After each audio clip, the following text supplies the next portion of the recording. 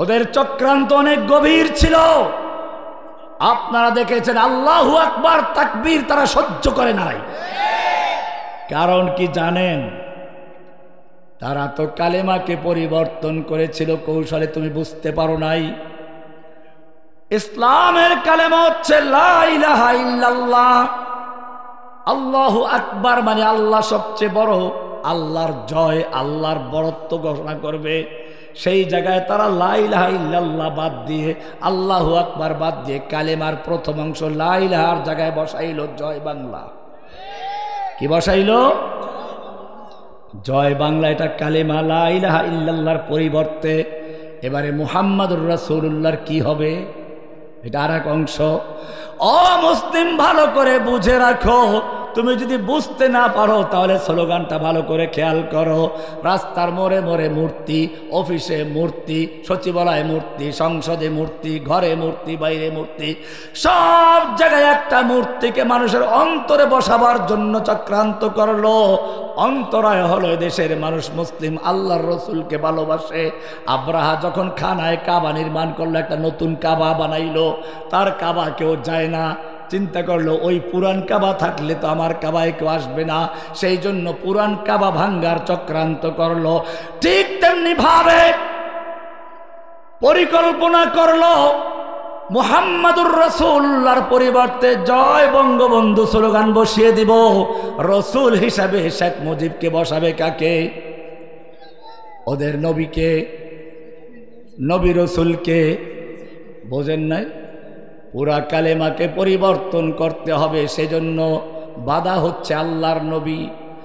এই জন্য শাহবাগের গণ জাগরণ মঞ্চ তৈরি করে এদেরকে বিতর্কিত করা, স্বয়ং আল্লাহর নবীর বিরুদ্ধে কুৎসা রটনা করা, আল্লাহর নবীর বিরুদ্ধে কল্প কাহিনী তৈরি করা, আল্লাহর নবীর বিরুদ্ধে অবমাননাকর কটূক্তি করার চক্রান্ত শুরু করে দিয়েছিল।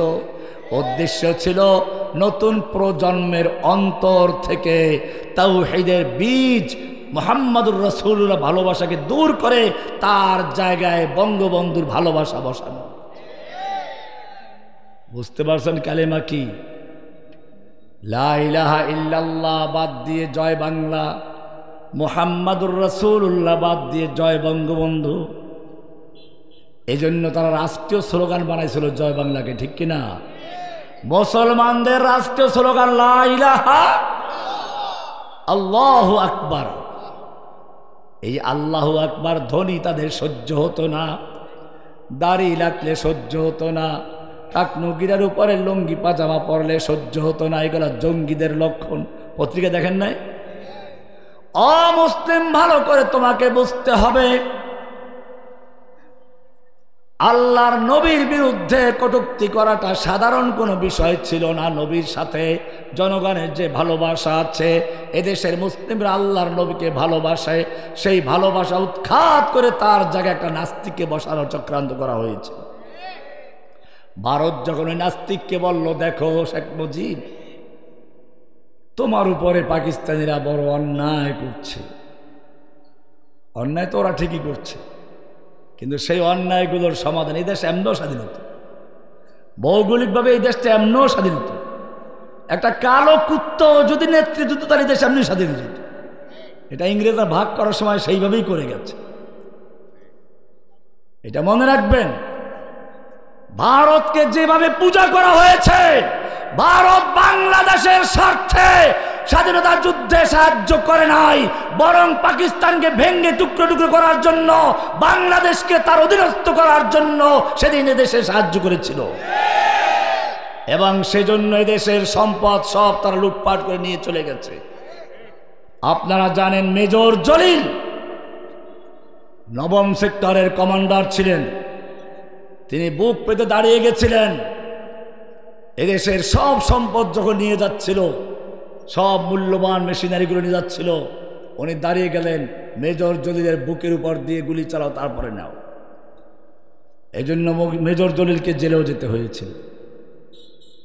বুঝা গেল এই দাদারা মুসলিমদেরকে সাহায্য করেছিল ইসলামের জন্য নয়, এদেশের মানুষকে ভালোবেসে নয়, বরং পাকিস্তানকে ভেঙ্গে দুর্বল করে দেওয়াই ছিল তার মূল উদ্দেশ্য। আমি বলছিলাম এদেশে এসে বিভিন্নভাবে মুসলিমদেরকে বিভ্রান্ত করার চেষ্টা করেছে। আল্লাহ রাব্বুল আলামিন পরিষ্কার জানিয়ে দিচ্ছেন, কুলিল্লাহুম্মা মালিকাল মুলক, তুমি যতই ক্ষমতা কুক্ষিগত করো সমস্ত ক্ষমতার মালিক কে?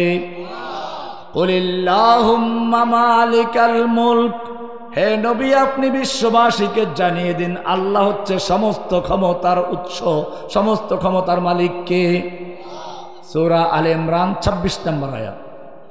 তুতিল মুলকা মান তাশাউ, তুমি যাকে ইচ্ছে করো তাকে ক্ষমতা দান করো, ক্ষমতা দেওয়ার মালিক কে? ওয়া তানজিউল মুলকা মিম্মান তাশাউ, আর তুমি যার থেকে ইচ্ছা ক্ষমতা ছিনিয়ে নাও, ক্ষমতা ছিনিয়ে নেওয়ার মালিক কে? দেখেন না কেমনে ছিনিয়ে নিল, কি দামি দামি খাবার, 100 পদের খাবার তৈরি করেছিল, বুফে সিস্টেমের খাবার তৈরি করে রেখেছে, কোটি কোটি টাকা বস্তা ভরা ছিল। কারণ কি জানেন? ওই দিন ছিল মূলত তারা জানে যে পরের দিন ছাত্র আমি ঢাকা দখল করবে, কাজে ওই দিন গুলি করে মারার জন্য তো শক্তির প্রয়োজন। এই জন্য পুলিশ অফিসার সেনা অফিসারদেরকে দাওয়াত করে বস্তা ভরে টাকা দিয়ে পেট ভরে খাওয়াই দিবে, নিজেও কায়দা মতো খাবে। রমজান মাস আসলে যাতে করে ইফতারি ভালো না করে সব জিনিসের দাম বাড়াইয়ে দেয়, আর বলে খেজুরের পরিবর্তে বড়ই দিয়ে ইফতারি করো, বেগুনির পরিবর্তে মিষ্টি কুমড়া দিয়ে বেগুনি বানাও, পেঁয়াজ নাকি উনি তরকারিতে দেয়ই না। দেখেন না খাবার অবস্থাটা কি?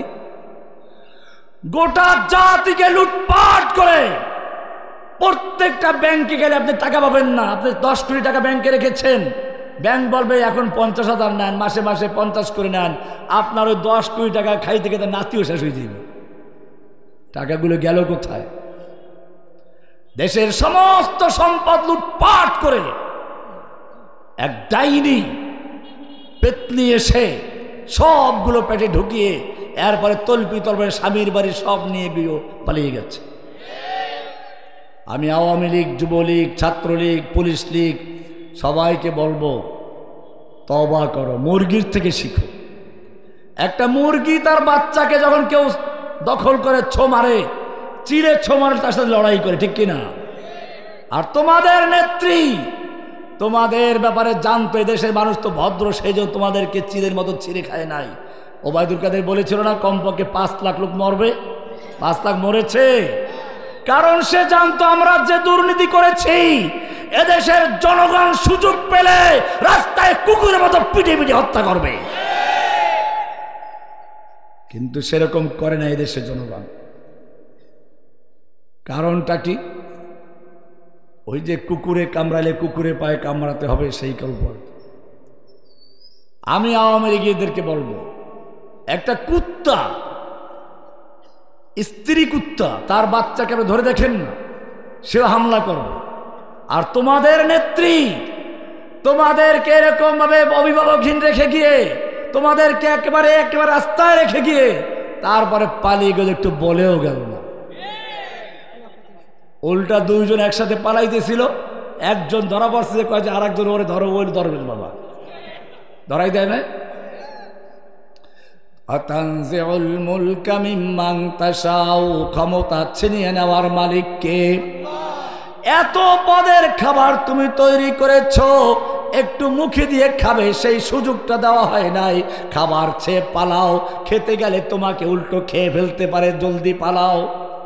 একটু বক্তব্য রেকর্ড করার জন্য মনে চাইল, সারা জীবন 1.5 যুগ পর্যন্ত জোর করে বক্তব্য শুনাইল। আপনারা তো বাইরে ছিলেন, জেলখানায় টেলিভিশনে শুধু বাংলা টিভি দেখায়, বিটিভি, বাধ্য হয়ে খুললেই কেবল ওইটা। আমার রুমে একটা টিভি ছিল, তো আমি করতাম কি, টাইম হিসাব করতাম যে বিদেশি খবরটা কোন সময় আসে, আন্তর্জাতিক খবরটা শোনার জন্য দেখলাম অনেক সময় ওইটা উল্টোই, তোরা বুঝতো যে এই টিভি খুলবে শুধু আন্তর্জাতিক খবর শোনার জন্য, আন্তর্জাতিক খবর কোন সময় আগে কোন সময় পরে নিয়ে যায়। এত প্যানপ্যানি করলো, তারপরেও তার শখ মিটে নাই। যাওয়ার আগে জোর করে বক্তব্য শুনাইল। সেনাবাহিনী বলল, 2 দিক থেকে আবাবিল আসতেছে, তাড়াতাড়ি পালাও, বক্তব্য রেকর্ড করার সুযোগ নেই। তুমি মেম্বারের মসজিদের খুতবার থেকে এক মাইক কেড়ে নিয়েছ, বক্তার সামনে থেকে তাফসীরুল কোরআনের মাইক কেড়ে নিয়েছ।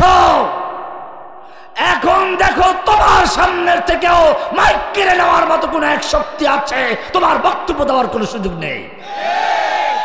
ওয়াতানজিউল মুলকা মিম্মান তাশাউ ওয়া তুইজ্জু মান তাশাউ। ইজ্জত দেওয়ার মালিক কে? অমুসলিম ভালো করে দেখে রাখো, আমাদেরকে জেলে নিয়ে গেল, রাজাকার বানালো কাউকে, জঙ্গি বানালো কাউকে। আমাদেরকে দেখেন না কেমনে করে উঠাইতো, হাতে হ্যান্ডকাপ, মাথায় হেলমেট, গায়ে বুলেট প্রুফ জ্যাকেট, তাও ময়লা, আবার কাপড় নষ্ট হয়ে যেত। এরপরে ডান্ডা বেরি, এত করে উঠাইতো যাতে বিশ্বের দরবারে দেখানো যায় বাংলাদেশের মৌলবাদীদের উত্থান হয়েছে। এগুলো নিজেই করত। ভাইরা আমার, আপনারা জানেন যখন আমাদের কোর্টে উঠানো হতো, সুযোগ পেলে মানুষ পকেটে কিছু টাকা ঢুকিয়ে দিত, সুযোগ পেলে হাত মিলাতো। ইজ্জত দেওয়ার মালিক কে? আমরা জেল থেকে বেরিয়েছি, ইজ্জত দিয়েছেন কে? আর ওরা এখন জেলে গেছে, ওদেরকে জনগণ সুযোগ পেলে মুসাফার টাকা দিবে না, পচা ডিম দিয়ে আর ছেঁড়া জুতা দিয়ে স্বাগত জানায়। পালাতে গিয়ে দেখেন নাই, একজনে তো দাড়ি টাড়ি কামাইয়া তারপরে আল্লাহ নবীর সুন্নাহকে লাথি মেরে সনাতনী হইয়া বাঁচতে পারে নাই। আর একজনে তো গিয়ে পালাইল, জঙ্গলে কলা পাতা বিছিয়ে শুয়ে আছে। ওয়াতুইজ্জু মান তাশাউ ওয়া তুযিল্লু মান তাশাউ। ইজ্জত দেওয়ার মালিক কে? জলিল অপমান করার মালিক কে? বিয়াদিকাল খায়র, সব ক্ষমতার মালিক কে? এটাই তাওহীদ, লা ইলাহা। ও মুসলিম, তুমি লা ইলাহা ইল্লাল্লাহ পড়ো, আবার তুমি বিশ্বাস করো সমস্ত ক্ষমতার মালিক জনগণ। মালিক কে? জনগণ কোনো ক্ষমতার মালিক না, সব ক্ষমতার মালিক কে? লা ইলাহা ইল্লাল্লাহ। ওই যে একটা পুরাতন বিল্ডিং এ রং করতে গেলে মানুষ আগে পুরাতন রংটা ঘষে মেজে ধুয়ে মুছে পরিষ্কার করে তারপরে নতুন রং করে, ঠিক কিনা? কারণ পুরাতন রঙের উপরে নতুন রং করলে ভিজে পুরাটাও যাবে, নতুনটাও যাবে। ঠিক তেমনি ভাবে একজন মুমিন যখন লা ইলাহা ইল্লাল্লাহ পরে ইসলামে প্রবেশ করে, লা মানে নেই, ইলাহা মানে কোনো মাবুদ যার আনুগত্য করা যায়, পূজা করা যায়, হুকুম মানা যায়, যার সংবিধান মানা যায়, সব উৎখাত করে মনকে ঘষে মেজে পরিষ্কার করে শুধু অন্তরে একজনকে বসায়, সে হচ্ছে লা ইলাহা। লা ইলাহা ইল্লাল্লাহ, এটার নাম তাওহীদ। লা ইলাহা মানে নফি না করা, ইল্লাল্লাহ হলো ইসবাত মানে হা করা। লা ইলাহা মানে তাখলিয়া মানে খালি করা, ইল্লাল্লাহ মানে তাহলিয়া মানে পূরণ করা। লা ইলাহা মানে বর্জন করা, ইল্লাল্লাহ মানে গ্রহণ করা। কাকে বর্জন করলা, কাকে গ্রহণ করলা? ও মুমিন ভালো করে শুনে রেখো, লা ইলাহা মানে হচ্ছে আল্লাহ ছাড়া যত কিছুর পূজা করা যায়, আনুগত্য মানা যায়, হুকুম মানা যায়, সব বাতিল করে দিলা। সব ক্ষমতার মালিক যেমন আল্লাহ, আইন বিধান দেওয়ার মালিক কে? বিশ্বাস হয়? লা ইলাহা ইল্লাল্লাহ মানে সমস্ত সংবিধান দেওয়ার মালিক কে? আইন দেওয়ার মালিক কে? কোরআন পরিষ্কার বলছে, আলা লাহুল খালকু ওয়াল আমর। জেনে রাখো, সৃষ্টি যার, কেবল আইন চলবে তার। সৃষ্টি করেছেন কে? আইন চলবে কার? আল্লাহ। আইনের কোনো কিতাব দিয়েছেন কিনা, সংবিধান দিয়েছেন কিনা? সেই সংবিধানের নামটা কি জানেন? ও মুসলিম, একটু ভালো করে শুনে রেখো, আমি যখন এখানে আসলাম তখন বিদ্যুৎ ছিল না, চোখটা তো সবার সঙ্গেই ছিল। তারপরে কি দেখা গেছে? তোমার চোখের যত পাওয়ার যত ভালো হোক না কেন, তোমার চোখের সামনে যদি কোনো আলো না থাকে, বিদ্যুতের আলো, চাঁদের আলো, সূর্যের আলো, মোমবাতির আলো, কোনো প্রকার আলো যদি তোমার চোখের সামনে না থাকে, তোমার চোখের পাওয়ার যত ভালো হোক না কেন, তুমি কিছুই দেখতে পাবে না, ঠিক কিনা? ঠিক তেমনি ভাবে তুমি যত বড় বিজ্ঞানী হও, জ্ঞানী হও, তোমার জ্ঞান চোখের সামনেও যদি একটা বিশেষ আলো না জ্বলে, তাহলে তুমি কিছুই বুঝতে পারবে না। তুমি নিজেকে বানরের সন্তান ভাবতে শুরু করবে, ওরাং ওটানের সোনার সন্তান ভাবতে শুরু করবে, হনুমানের বাচ্চা ভাবতে শুরু করবে, কারণ তোমার চোখের সামনে কি নাই? সেই বিশেষ আলো হচ্ছে কদ জাআকুম মিনাল্লাহি নূরুন ওয়া কিতাবুম মুবিন। এজন্যই তো গোটা জাতিকে, নিজেরাও বানরের বাচ্চা, গোটা জাতিকে বানরের বাচ্চা বানাবার জন্য চক্রান্ত করেছিল, ঠিক কিনা? ওরা আসলেই বানরের বাচ্চা। কোরআনের আর রহমান সূরা পড়বেন, আর রহমান, আর রহমান আল্লামাল কোরআন খলাকাল ইনসান। আল্লাহ বলছেন আর রহমান আল্লাহর নাম, খলাকাল আল্লামাল কোরআন শিক্ষা দিয়েছেন কোরআন, খলাকাল ইনসান সৃষ্টি করেছেন মানুষ। ও রব্বুল আলামিন, তুমি তো উল্টা বলে ফেললে, আমরা তো দুনিয়াতে আগে এসেছি, খলাকাল ইনসান আগে, আল্লামাল কোরআন কোরআন শিখি পরে, তুমি উল্টা কেন বললে? আল্লাহ রাব্বুল আলামিন বললেন না না, আমি উল্টা বলি নাই, যদিও তোমরা মানুষ হিসেবে সৃষ্টি হয়েছ আগে, কিন্তু যতক্ষণ পর্যন্ত তুমি কোরআন শিক্ষা না করবে, যতক্ষণ পর্যন্ত তোমার জ্ঞান চোখের সামনে কোরআন না আসবে, ততক্ষণ তুমি মানুষ নও। ওই যে দেখো, ঢাকা বিশ্ববিদ্যালয় থেকে, সর্বোচ্চ বিশ্ববিদ্যালয় থেকে সর্বোচ্চ ডিগ্রি নিয়ে পাশ করে, তারপরেও দেখো পহেলা বৈশাখে কেউ ভল্লুকের মুখোশ, বাঘের মুখোশ, হনুমানের মুখোশ, ভুতুম পেঁচার মুখোশ পরে আসে। কারণ কি? তারা জাতিকে জানাচ্ছে আমরা যত বড় শিক্ষিত হই না কেন, আমরা কিন্তু বাঘ, ভল্লুক, ভুতুম পেঁচা হয়ে তোমাদের সামনে আগমন করছি। এই কারণে আল্লাহ বলছেন আর রহমান আল্লামাল কোরআন খলাকাল ইনসান। যখন তুমি কোরআন শিক্ষা করবে, তোমার জ্ঞান চোখের সামনে কোরআনের আলো জ্বলবে, এরপরে তুমি সত্যিকার মানুষ হয়ে যাবে। এই জন্য কোরআন বলছে ইন্না আনজালনা ইলাইকাল কিতাবা বিল হাক্কি, হে নবী আমি আপনার প্রতি একটা কিতাব নাজিল করেছি, কোরআন নাজিল করেছি সত্য সহকারে। কি জন্য? মানুষ মরলে তাবিজ খতম পারবে সেজন্য? কি জন্য? তাবিজ লেখার জন্য? নাকি রোগী হইলে প্লেটে লিখে ধুয়ে ধুয়ে খাইবে সেজন্য? কোরআন পরিষ্কার বলছে না না, এই সব করার জন্য নয়। লিতাহকুমা বাইনান নাসে বিমা আরাকাল্লাহ, এই কোরআন দিয়ে তুমি দেশ চালাবে, এই কোরআন দিয়ে তোমার সংসদ চলবে, আদালত চলবে, ব্যাংক চলবে, সমাজ চলবে, রাষ্ট্র চলবে। কি দিয়ে? আল্লাহর নবী রাষ্ট্র চালিয়েছেন কি দিয়ে? সাহাবায়ে কেরাম রাষ্ট্র পরিচালনা করেছেন কি দিয়ে? কোরআন পরিষ্কার বলছে ও মুসলিম, তুমি যতই লা ইলাহা ইল্লাল্লাহ পড়ো, যতই তুমি দাবি করো মুসলিম, তোমার সংবিধান যদি কোরআন না হয়, তোমার বিচার ফয়সালা শাসন ব্যবস্থা কোরআন ভিত্তিক না হয়, তাহলে সূরা মায়েদার 44, 45, 47 নম্বর আয়াত পড়ো, পরিষ্কার বলছে ওয়ামান লাম ইয়াহকুম বিমা আনজালাল্লাহু ফাউলাইকা হুমুল কাফিরুন ফাউলাইকা হুমুজ জালিমুন ফাউলাইকা হুমুল ফাসিকুন।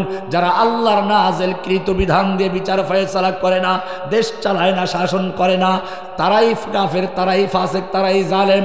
এরপরে আল্লাহ রাব্বুল আলামিন সূরা নিসার 60 নম্বর আয়াতে পরিষ্কার করে বলছেন আলাম তারা ইলাল্লাযীনা ইয়াজউমুনা আন্নাহুম আমানু বিমা উনজিলা ইলাইকা ওয়া মা উনজিলা মিন ক্বাবলিক। হে নবী, আপনি কি ওই সমস্ত লোকদেরকে দেখেন নাই যারা দাবি করে আমরা হে নবী আপনার প্রতি নাযিলকৃত কিতাব কোরআন বিশ্বাস করি, ওয়া মা উনজিলা ইলাইকা মিন ক্বাবলিক, আপনার পূর্বে যত কিতাব নাজিল হয়েছে সব বিশ্বাস করি, সব কিতাব মানি, কিন্তু বিচার ফয়সালার ক্ষেত্রে মানে না, আদালতে মানে না। ওয়ায়ুরিদুনা আইয়াতাহাকামু ইলাত তাগুত, তারা বিচার ফয়সালার ক্ষেত্রে ব্রিটিশের আইনের কাছে যায়, তাগুতের আদালতে যায়।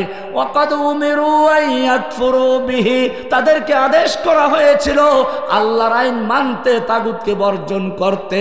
ওয়ায়ুরিদুশ শাইতানু আইয়ুদিল্লাহুম দালালাম বাঈদা। ও মুসলমান, কোরআন হচ্ছে একটা আল্লাহর দেওয়া সংবিধান। এই কোরআন দিয়ে যারা রাষ্ট্র পরিচালনা করে না, তারা যতই মুসলিম দাবি করুক, তারা মুসলিম নয়। কে বলেছেন? লা ইলাহা, এই সাক্ষ্য দিতে হয় বুঝে শুনে। এই সাক্ষ্য না দিলে আজান হয় না, আশহাদু আল্লা ইলাহা, এই সাক্ষ্য না দিলে ইকামত হয় না, এই সাক্ষ্য দিয়েছেন স্বয়ং আল্লাহ। শাহিদাল্লাহু আন্নাহু লা ইলাহা ইল্লাহু। ও মুসলিম, তোমাকে যদি জিজ্ঞেস করি বলো এমন কোন সাক্ষ্য আছে যেই সাক্ষ্য আল্লাহ নিজে দিয়েছেন, বলতে হবে সেই সাক্ষ্যর নাম কি লা ইলাহা। আবার যদি জিজ্ঞেস করি কুল আইয়ু শাইইন আকবারু শাহাদা, বলো সবচেয়ে বড় সাক্ষ্য কোনটি, তাও উত্তর লা ইলাহা। কি আছে লা ইলাহা ইল্লাল্লাহর ভিতরে? অমুসলিম ভালো করে একটু উদাহরণ দিলেই বুঝবে। একটা লোক জিরো লেখছে, জিরো জিরো জিরো, কোনো মূল্য আছে? এবারে একটা এক লেখলো বড় আকারে, একটা শূন্য দিল, কত হয়ে গেছে? আর এক শূন্য, আর এক শূন্য, আর এক শূন্য। এক যখন আছে, এখন যত শূন্য লাগাবে একের মূল্য তত বাড়বে, ঠিক কিনা? এক যদি না থাকে কোনো কাজ হবে? ওই এক হচ্ছে তাওহীদ লা ইলাহা। এইটা যদি ক্লিয়ার থাকে তোমার জীবনের সব কিছু কার জন্য? কুল ইন্না সালাতি ওয়া নুসুকি ওয়া মাহইয়ায়া ওয়া মামাতি লিল্লাহি রাব্বিল আলামিন।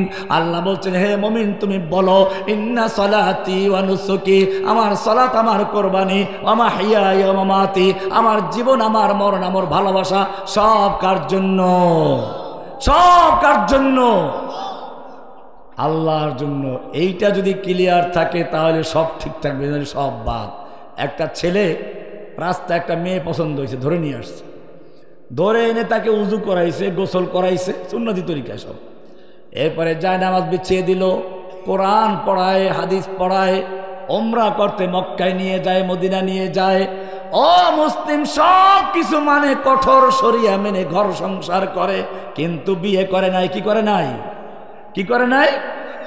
বিয়ে করে না। তো বিয়ে করা ছাড়া এই শরিয়াত মেনে ঘর সংসার করার কোনো মূল্য আছে? ঠিক তেমনি ভাবে তোমার যদি লা ইলাহা ইল্লাল্লাহ ক্লিয়ার না থাকে, সব ক্ষমতার মালিক আল্লাহ, তার জায়গায় তুমি বিশ্বাস করো ক্ষমতার মালিক জনগণ। আল্লাহ বলছেন বিধান দেওয়ার মালিক আল্লাহ।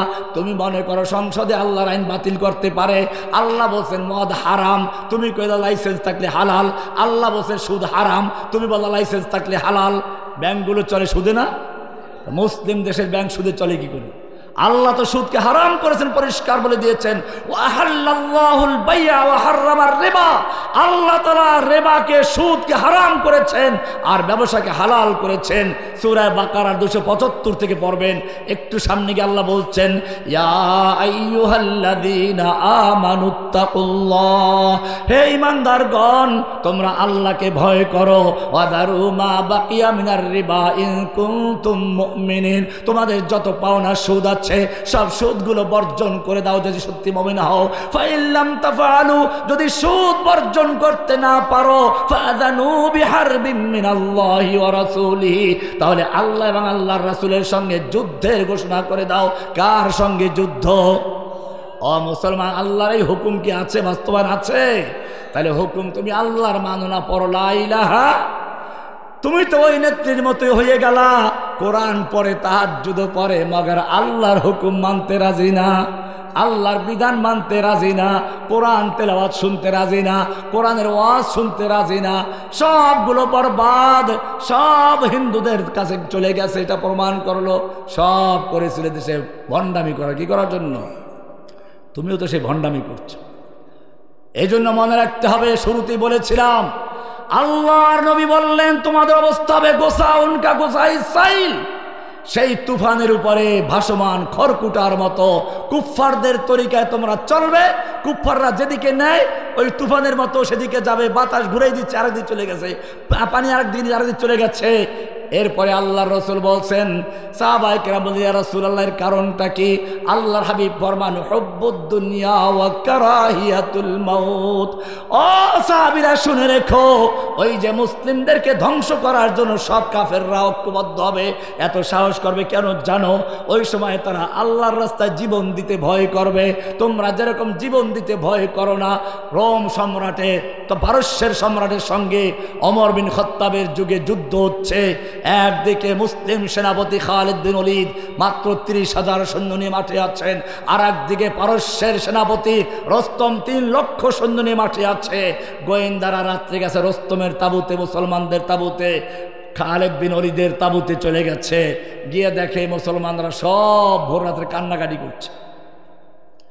গোয়েন্দারা গিয়ে রুস্তমকে বলল, পারস্যের সেনাপতি রুস্তম, শোনো, মুসলমানদের সঙ্গে আমাদের যুদ্ধ করাই লাগবে না, ওরা ভয় পেয়ে কান্নাকাটি করতেছে, কানতে কানতে বালিশ ভিজে ফেলেছে। রুস্তম চিন্তা করলো, আচ্ছা ঠিক আছে, যেই সৈন্যরা কান্দে ও গালে যুদ্ধ করবো। 3 লাখ সৈন্যর থেকে 2 লাখ সৈন্য রিজার্ভে রাখলো, 101 লাখ নিয়ে নামলো। যুদ্ধ যখন শুরু হয়ে গেল, যেই সব মুসলিম সৈন্যদের ব্যাপারে রিপোর্ট ছিল তারা কাঁদছে, কান্নাকাটি করে, একজন সৈন্য ওদের হাজার হাজার সৈন্যকে লাশ করে স্তূপ করে দিচ্ছে, যেদিকে যাচ্ছে কাতার ফাঁকা করে দিচ্ছে। পূর্ণিমার চাঁদ যেরকম কালো মেঘের মধ্যে ঢুকে পড়ে, মুসলিমদের একজন সৈন্য সেরকম ভাবে হাজার হাজার কাফেরদের ভিতরে ঢুকে পড়ে পরিষ্কার করে ফেলছে। রুস্তম বলল, যুদ্ধ থামাও, গোয়েন্দাদেরকে আবার পাঠাও। এর পরবর্তী রাতে আবার ভোর রাতে গোয়েন্দাদেরকে পাঠালো, যাও মুসলিমদের অবস্থাটা যাচাই করে দেখো কি আসল ব্যাপারটা। আজকে গিয়েও দেখে মুসলিমরা ঠিকই কান্নাকাটি করছে।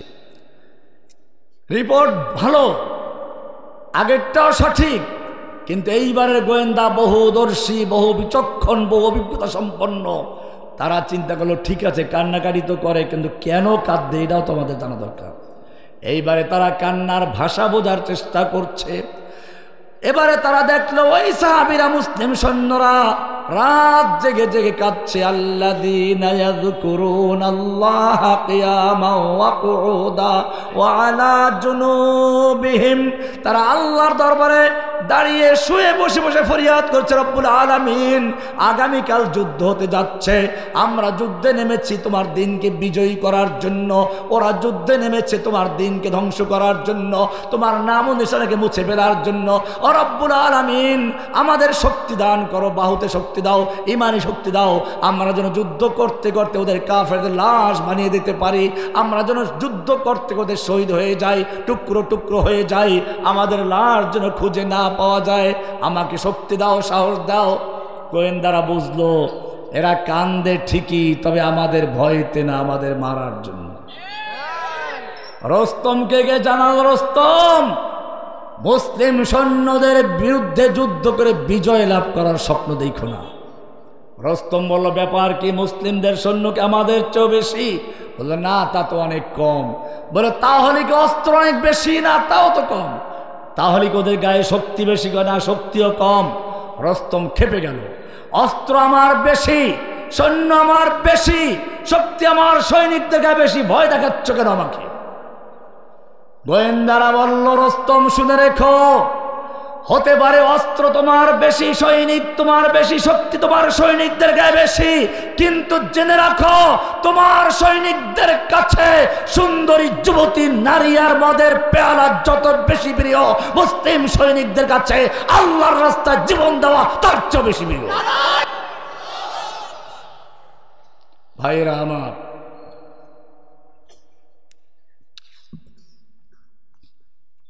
আল্লাহর নবী সেটাই বলেছেন, হুব্বুদ দুনিয়া ওয়া কারাহিয়াতুল মাউত। আল্লাহর নবী নিজেও জীবন দেওয়ার জন্য উৎসর্গ করেছিলেন নিজেকে। ইতিহাস পড়ুন। তোমরা তো মনে করেছো এমনি, দেখো না, আবু সাঈদ জীবন দিয়েছে, বাংলাদেশ বিজয় হয়েছে, ঠিক কিনা? জীবন না দিয়া যদি দৌড় দেয় তা বিজয় আসছে? এর চেয়ে বড় সমাবেশ আগে হয় নাই বাংলাদেশে? পেরেছে? পারে নাই কেন? কারণ আবু সাঈদের মতো কেউ বুক পেতে দেয় নাই।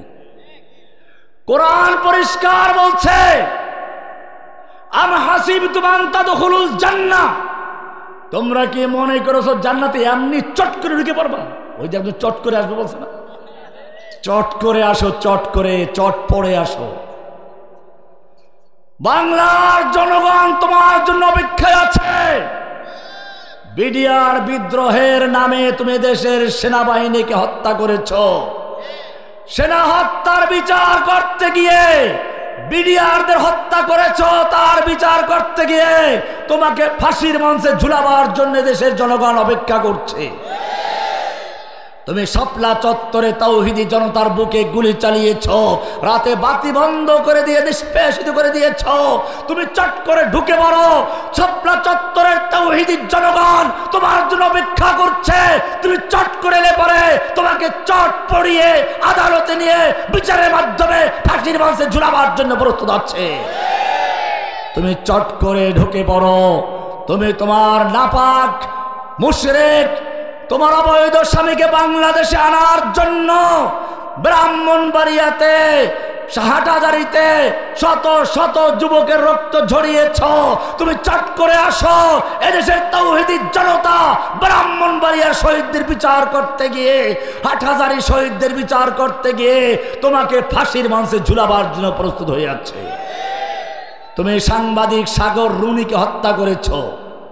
তুমি নিজেকে নাটক সাজিয়েছ, বারবার আমাকে মারে, আমাকে হত্যা করে 21শে আগস্টের বোমা হামলা তুমি নিজে চালিয়েছ। এরপরে দেশে আলেম ওলামাকে হত্যা করেছ। ফাঁসির রায় দিয়ে আদালত থেকে বেকসুর খালাস পেয়েছে। বোঝা গেল এই সমস্ত চক্রান্ত বারবার সে বিশ্বকে দেখাতো মোরে মারে। বরিশালের ভাষায় কয় না, বাচ্চারা কয় না, মা বাবার কাছে গিয়ে বলে আব্বু আব্বু মোরে মারে ও। সেরকম বারবার নিজে এই সমস্ত নাটক সাজাইতো ভারতকে দিয়ে। 21শে আগস্টের বোমা হামলা শেখ হাসিনা নিজে করেছে বলে নিজে মরে নাই, তার আশপাশের লোক মরে সব ফাইনাল হয়ে গেছে। এগুলো সব নাটক। যাই হোক, আমি বলছিলাম আল্লাহ বলছেন আম হাসিবতুম আন তাদখুলুল জান্নাহ, তোমরা কি মনে করেছো জান্নাতে আমনি ঢুকে পড়বে? ওয়ালাম্মা ইয়াতিকুম মাসালুল্লাযীনা খালাউ মিন ক্বাবলিকুম, আর তোমাদের কাছে আসবে না ওই সমস্ত বিপদ আপদ মুসিবত বালা যা এসেছিল তোমাদের আগের লোকদের প্রতি। মাসসাতুমুল বাসা ওয়া দাররা ওয়া যুলজিলু, কঠিন দুর্ভিক্ষ দুর্যোগ বালা মুসিবত এবং দুশ্মন কর্তৃক ভূমিকম্পের ন্যায় আক্রমণ, এমনকি স্বয়ং রাসূল এবং তার সঙ্গীগণ বলতে বাধ্য হলেন মাতা নাসরুল্লাহ, আল্লাহর সাহায্য কবে আসবে? অমুসলিম, সেই বিপদ তোমার সামনে আসবে না, আর তুমি চট করে জান্নাতে ঢুকে যাইবা। আল্লাহর নবী মক্কায় চলে আসছেন মদিনার থেকে উমরা করার জন্য, ইহরামের কাপড় পরা। হুদায়বিয়া পর্যন্ত আসার পরে বাধা প্রাপ্ত হলেন, আর ঢুকতে দেওয়া হলো না। আল্লাহর নবী ওসমানকে পাঠালেন, যাও মক্কায় গিয়ে বুঝাও লোকদেরকে আমরা উমরা করতে এসেছি, যুদ্ধ করতে আসি নাই। আমরা ইহরামের কাপড় পরিধান করা অবস্থায় আছি, যুদ্ধের পোশাক নাই। মক্কার লোকেরা চিন্তা করলো এই তো সুযোগ। মুহাম্মদ সাল্লাল্লাহু আলাইহি সাল্লাম নিজে, তার সঙ্গে 1400 সাহাবী, তাও আনসার মুহাজিরদের ক্রিমগুলো চলে আসছে। এই কয়টা লোক মারতে পারলে আমাদের আর কোনো চ্যালেঞ্জ থাকবে না, বাপ দাদা ধর্ম নিয়ে আমাদের কোনো আশঙ্কা থাকবে না।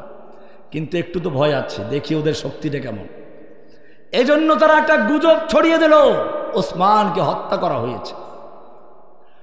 আল্লাহর নবী যখন শুনলেন ওসমানকে হত্যা করা হয়েছে, হাদিস পড়ুন, বসে বসে তসবিহ পড়েন নাই, বদদুয়া করে ফু দিয়ে উড়িয়ে দেবেন এই সমস্ত না। আল্লাহর নবী তাবুর থেকে বেরিয়ে জোরে ডাক দিলেন, ইয়া সাহাবাস শাজারা, ওহে গাছের নিচে অবস্থানকারী সাহাবীরা বেরিয়ে আসো। 1400 সাহাবায়ে কেরাম বেরিয়ে আসলেন। আল্লাহর নবী নিজের হাত বিছিয়ে দিলেন, এরপরে বললেন আমার হাতের উপর হাত রেখে বায়াত করো, ততক্ষণ পর্যন্ত ওসমান হত্যার বদলা নিতে গিয়ে হয়তো আমরা সকলেই শহীদ হয়ে যাব, নতুবা মক্কা বিজয় করে ছাড়বো, একটা লোক পিছপা হবে না। কে কে তৈরি আছো?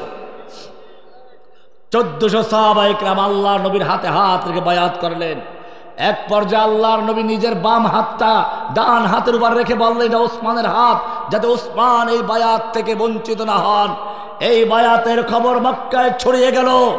সাহাবায়ে কেরাম কবিতা পড়তে লাগলেন, নাহনুল্লাযীনা বায়াউ মুহাম্মাদা আলাল জিহাদে মা বাকিনা আবাদা, আমরা সে জাতি যারা আল্লাহর নবীর হাতে হাত থেকে বায়াত করেছি, আমাদের দেহের সঙ্গে যতক্ষণ পর্যন্ত রূহ থাকবে, দেহের সঙ্গে মাথা থাকবে, ততক্ষণ পর্যন্ত আমরা পিছপা হব না, পালাবো না, হয়তো শরিয়াত নয় শাহাদত, এটাই আমাদের জীবনের পথ।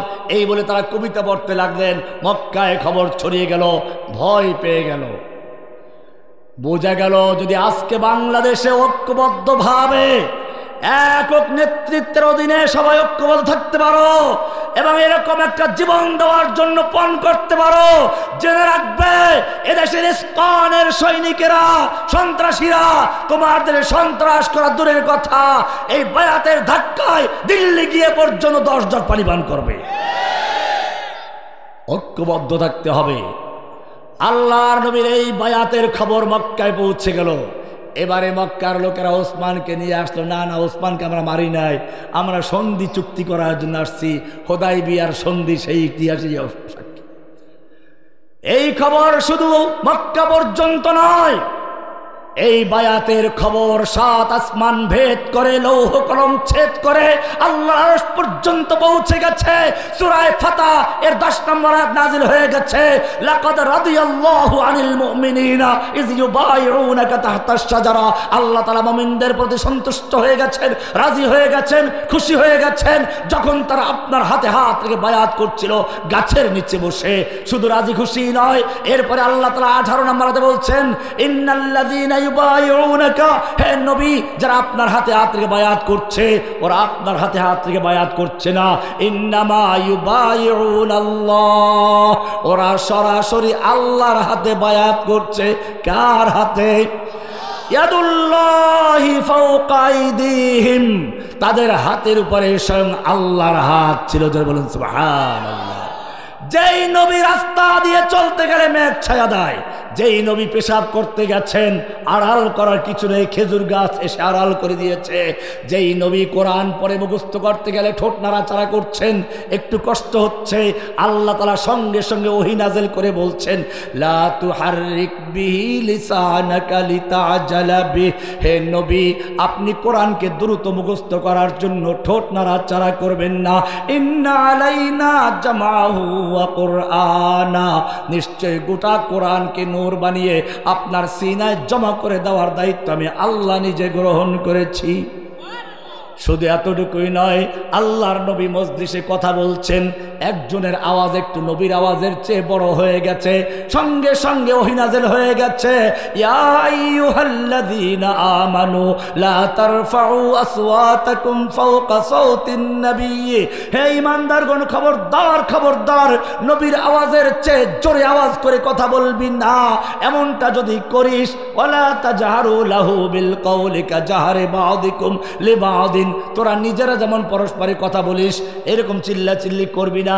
এমনটা যদি করিস, আন তাহবাতা আমালুকুম ওয়া আনতুম লা তাশউরুন, তোদের জীবনের সমস্ত নামাজ রোজা হজ যাকাত জিহাদ কিতাল সব বরবাদ হয়ে যাবে, টেরও পাবি না। কি মায়া নবীর জন্য! নবী জোরে কথা, নবীর উপরে দিয়ে জোরে কথা বললে ওহী নাযিল হয়ে যায়, নবী কোরআন মুখস্থ করতে গিয়ে কষ্ট করলে ওহী নাযিল হয়ে যায়। শুধু এ পর্যন্তই নয়, নবী তাহাজ্জুদ পড়তে গিয়ে পা ফুলে গেলে আল্লাহ কয়, না না এত কষ্ট করা দরকার নেই। আইয়ুহাল মুজাম্মিল, ও কামলিওয়ালা জাগো, রাত্রি জাগরণ করো, তবে শুনে রেখো, কুমিল লাইলা ইল্লা কালিলা, রাত্রি জাগরণ করো, ভালো ইবাদত করো ঠিক আছে, কিন্তু সারা রাত্র জাগার দরকার নাই। নিসফাহু আবিনকুস মিনহু কালিলা, অর্ধেক রাত্র বা তার চেয়ে একটু কম বা তার চেয়ে একটু বেশি। তুমি সারা রাত্র ইবাদত করলে খুশি হও, আমি আল্লাহ তোমাকে একটু ঘুমান্ত দেখলেও খুশি হয়ে যাই। যে নবীর জন্য এত মায়া, এত মহাব্বত, এইবারে আমি আপনাদের জিজ্ঞেস করতে চাই, এই নবীকে যখন তায়েফের ময়দানে পাথর মারা হচ্ছিল আল্লাহ দেখতে পাচ্ছিলেন কিনা? তায়েফের ময়দানে আমি এই লেকচার দিয়েছি, হয়তো আপনারা শুনেছেন, ইন্টারনেটে আছে। তায়েফের সেই পাহাড়গুলো দেখাচ্ছিলাম আর এই কথাগুলোই বলছিলাম। আল্লাহর নবীকে তায়েফের ময়দানে পাথর মেরে মেরে রাস্তায় লুটিয়ে ফেললো, আল্লাহ দেখতে পাচ্ছিলেন কিনা? ফিরাবার ক্ষমতা ছিল কিনা? ফিরাইছিল। এত মায়া নবীর জন্য, একটু আগে যা বললাম, এখন সে মায়া গেল। ওহুদের যুদ্ধে আল্লাহর নবী লোহার পোশাক পরে যুদ্ধ করছেন, মাথায় লোহার হেলমেট, শরীরে লোহার বর্ম পরা আছে। এক কাফের এসে এমন জোরে আঘাত করলো, আল্লাহর নবীর মাথার লোহার টুপিটা ভেঙ্গে গালে ঢুকে গেল, দুটো দাঁত পড়ে গেল, লোহাটা ভিতরে রয়ে গেল। যুদ্ধের পরে দুজন সাহাবী কামড় দিয়ে বের করার চেষ্টা করলেন, তাদেরও দাঁত পড়ে গেছে। কি যন্ত্রণা! একটু যদি দাঁতে ব্যথা হয় তুমি পাগল হয়ে যাও, নাচতে শুরু করো। আর নবীর গাল ভেঙ্গে লোহা ঢুকে পড়েছে। আল্লাহ কি দেখতে পাচ্ছিলেন না? আল্লাহর ফিরাবার ক্ষমতা ছিল কি না? ফিরাইছিল। কেন ফিরান নাই? চিন্তা করো মুসলমান। ওই কারণ ওই জায়গাতে হুব্বুদ দুনিয়া ওয়া কারাহিয়াতুল মাউত। আল্লাহ রাব্বুল আলামিন শিক্ষা দিয়ে দিলেন, অমুসলিম যদি বিজয়ী বেশে থাকতে চাও, দুনিয়ায় যদি মাথা উঁচু করে থাকতে চাও, তোমার নবীকে যুদ্ধ করতে হয়েছে, রক্তাক্ত হতে হয়েছে, দান দান শহীদ করতে হয়েছে, লোহার পোশাক পরতে হয়েছে, রাস্তায় লুটিয়ে পড়তে হয়েছে। কিয়ামত পর্যন্ত যারা নবীর আদর্শে চলবে, নবীর সুন্নাহ মেনে যারা দিন কায়েমের জন্য কাজ করবে, দিনকে বিজয়ী করতে যাবে, তাদের এই পথেই কাজ করতে হবে। লাকাদ কানা লাকুম ফি রাসূলিল্লাহি উসওয়াতুন হাসানা। তোমাদের জন্য নবীর জীবনের মধ্যে রয়েছে উত্তম আদর্শ। না আব্রাহাম লিঙ্কনের মধ্যে একথা বলা হয় না লাকাদ কানা লাকুম ফি আব্রাহাম লিঙ্কন উসওয়াতুন হাসানা, লাকাদ কানা ফি কার্ল মার্কস উসওয়াতুন হাসানা, লাকাদ কানা লাকুম ফি লেনিন উসওয়াতুন হাসানা। লেনিনের জীবনের মধ্যে তোমার আদর্শ নেই, কার্ল মার্কসের জীবনের মধ্যে তোমার আদর্শ নেই, আব্রাহাম লিঙ্কনের জীবনের মধ্যে তোমার আদর্শ নেই। তোমার আদর্শ আছে লাকাদ কানা লাকুম ফি রাসূলিল্লাহি উসওয়াতুন হাসানা। আল্লাহর নবী যেভাবে বদর বিজয় করেছেন, ওহদে বিজয় করেছেন, হুনাইনে বিজয় করেছেন, মক্কা বিজয় করেছেন, কিয়ামত পর্যন্ত যদি ইসলামকে বিজয় করতে চাও, ওই নবীর পথে আসো।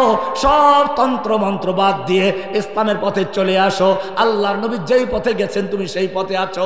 আবু সাইদ তোমাকে আবার দেখিয়ে দিল, যদি বুক পেতে দিতে পারো, শহীদ হতে পারো, তোমার জন্য রাস্তা খোলা আছে। আর যদি কাপুরুষের মতো মিছিল করতে যাও, একটা পটকা পড়লে দৌড় দিয়ে সব পালাও, তাহলে পুলিশ ওই যে কথা বলল, এই আপা একটা মরলে 10টা সামনে দাঁড়ায়, 4টা সামনে আসে। অমুসলিম এটাই নিয়ম।